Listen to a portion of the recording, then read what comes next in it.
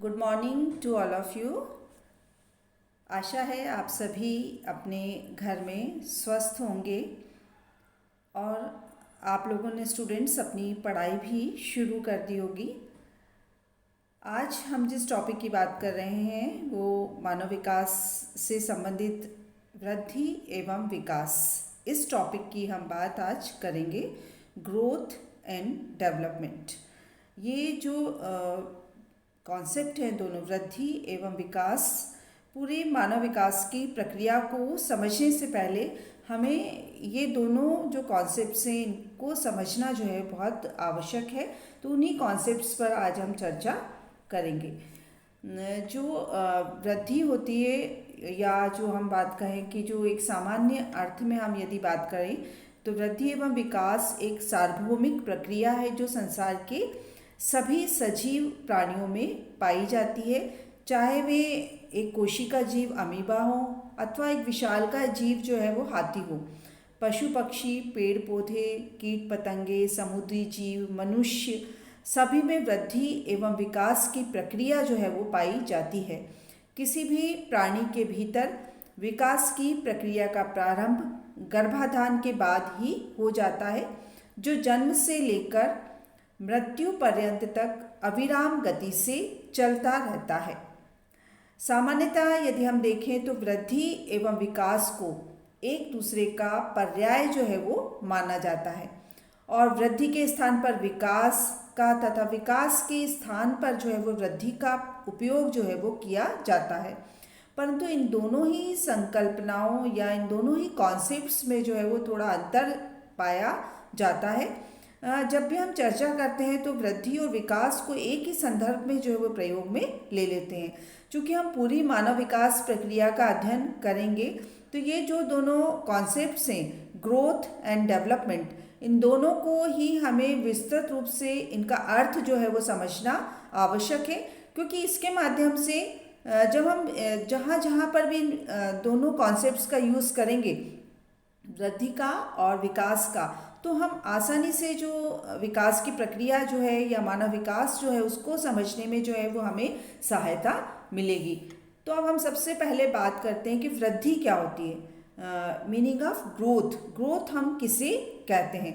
तो वृद्धि का सामान्य अर्थ होता है बढ़ना या फैलना, परंतु बाल विकास और बाल मनोविज्ञान की दृष्टि से वृद्धि का तात्पर्य जो है उन संरचनात्मक शारीरिक परिवर्तनों से है जो एक व्यक्ति में परिपक्वता के दौरान चलने वाले क्रम में होते हैं, अर्थात जिनमें ऊर्ध्वमुखी बढ़त होती है, उसे वृद्धि कहते हैं। क्योंकि हम यहाँ बाल मनोविज्ञान या हम बात करेंगे बाल विकास की के अंतर्गत हम वृद्धि को देख रहे हैं, तो वृद्धि का तात्पर्य होता है कि एक तरह से जो मानव है या जो प्राणी मात्र है उसकी संरचना में परिवर्तन होना।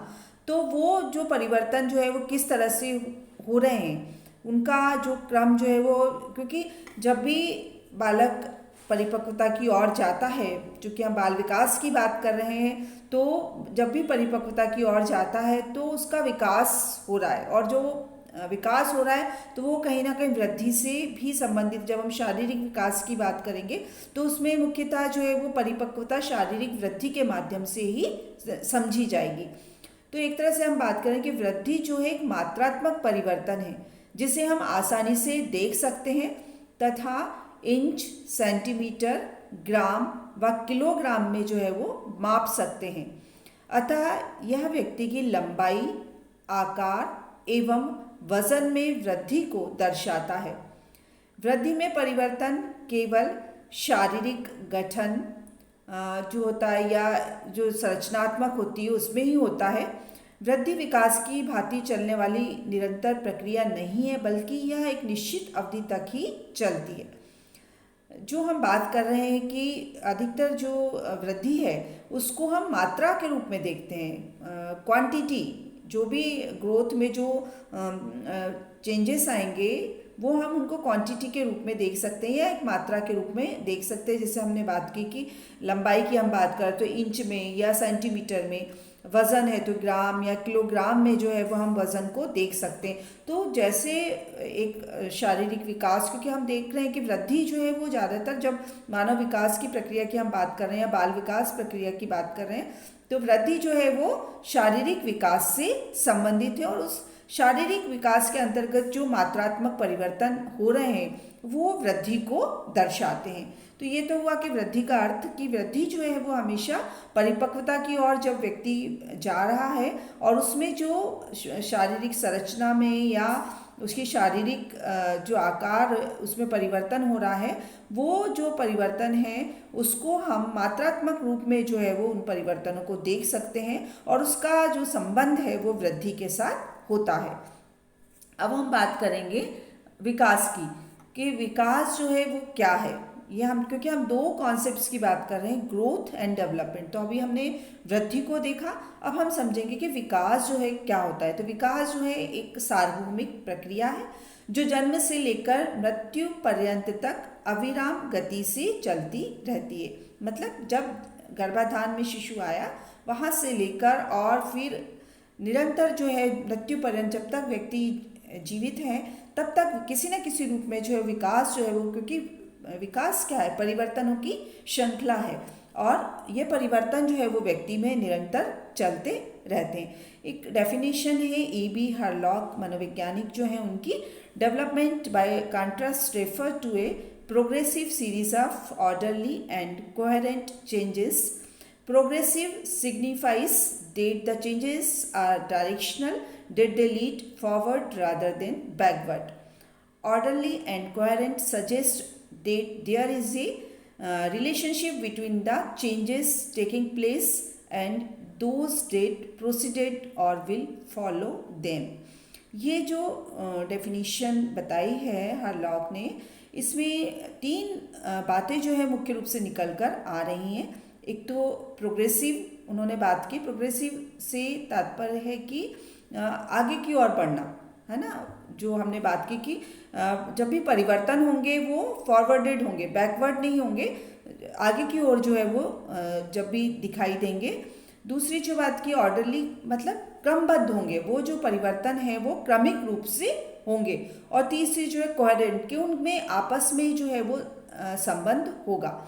तो इसका तात्पर्य कि इन्होंने बताया कि जो विकास है वो हमेशा एक परिवर्तनों को दिखाता है। परिवर्तन किस प्रकार से आगे की ओर होंगे, वो परिवर्तन जो है वो हमेशा उनमें एक क्रमबद्धता होगी और उनमें आपस में संबंध भी हो। एक परिवर्तन, हम देखते हैं कि विकास की जो प्रक्रिया है उसमें ऐसा नहीं कि एक परिवर्तन हो गया तो वो दूसरे परिवर्तन को प्रभावित नहीं करेगा, क्योंकि जैसे अभी हम जब बात करते हैं कि सारे विकास एक दूसरे से संबंधित हैं। व्यक्ति का शारीरिक विकास कहीं ना कहीं उसके सामाजिक विकास को भी प्रभावित करेगा, उसके मानसिक प्रक्रियाओं को भी प्रभावित करेगा। तो जो विकास में जो परिवर्तन हो रहे हैं उनमें आपस में जो है वो संबंध दिखाई देता है। तो ये जो हरलॉक की परिभाषा है, जो विकास को काफ़ी स्पष्टता जो है वो परिभाषित करती है। इसके बाद हम देखते हैं एक डेफिनेशन इसकी, जेम्स ड्रेवर ने भी विकास को परिभाषित किया है। वैसे बहुत सारी डेफिनेशंस हैं इसकी, कुछ हमने यहाँ ली है परिभाषा।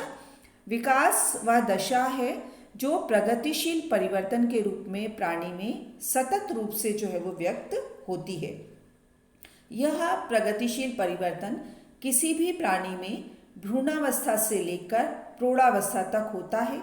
यह विकास तंत्र को सामान्य रूप से नियंत्रित करता है। यह प्रगति का मापदंड है और इसका प्रारंभ जो है वो शून्य से होता है। तो इन्होंने भी उसी बात को जो है वो समझाया है कि जो विकास है वो एक तरह से दशा है जो प्रगतिशील परिवर्तन के रूप में हमें दिखाई देती है। और भ्रूणावस्था से लेकर, अर्थात जब भ्रूण के रूप में एक छोटा शिशु जो है माँ के गर्भ में आया है, वहाँ से लेकर और प्रौढ़ावस्था तक, ये जो पूरे विकास तंत्र है, जो एक पूरा तंत्र चल रहा है, उसमें ये विकास की जो प्रक्रिया है वो उस तंत्र को जो है वो नियंत्रित करती है और एक तरह से प्रगति को, जो बोला बात की मापदंड, प्रगति को जो है वो दर्शाती है। प्रारंभ जो है इसका शून्य से होता है, क्योंकि जब भ्रूण आया माँ के गर्भ में तो वहाँ से जो है वो पूरे परिवर्तनों की श्रृंखला जो है वो शुरू होती है। तो उपरोक्त परिभाषाओं के आधार पर यह कहा जा सकता है कि विकास का मतलब केवल बढ़ने से नहीं है, बल्कि इसका तात्पर्य उन सभी शारीरिक व मानसिक परिवर्तनों से है जो व्यवस्थित, क्रमिक एवं समानुगत हों तथा परिपक्वता की प्राप्ति के लिए अत्यावश्यक हों।